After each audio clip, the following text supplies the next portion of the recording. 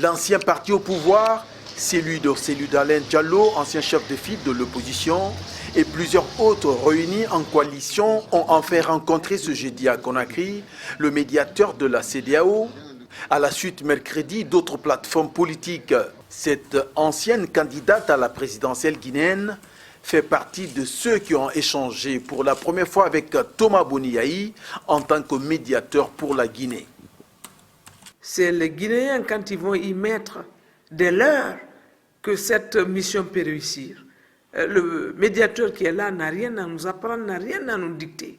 Il nous dira simplement, pensez à votre pays, pensez aux autres Guinéens et essayez d'arriver au juste milieu. Il faut qu'on trouve le juste milieu où nous devons nous rencontrer, les autorités de ce pays et la classe politique, en pensant profondément au futur de ce pays.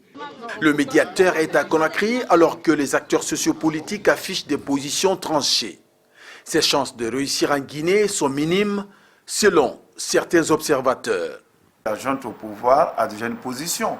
Cette position, c'est que la junte a déjà défini tout le contenu de la transition et puis une date de la transition, un délai de la transition.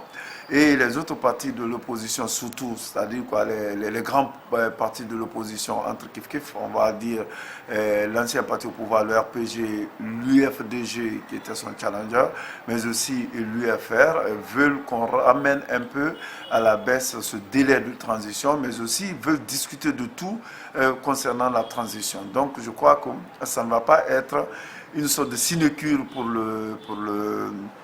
ça va pas être du beurre à couper pour le médiateur.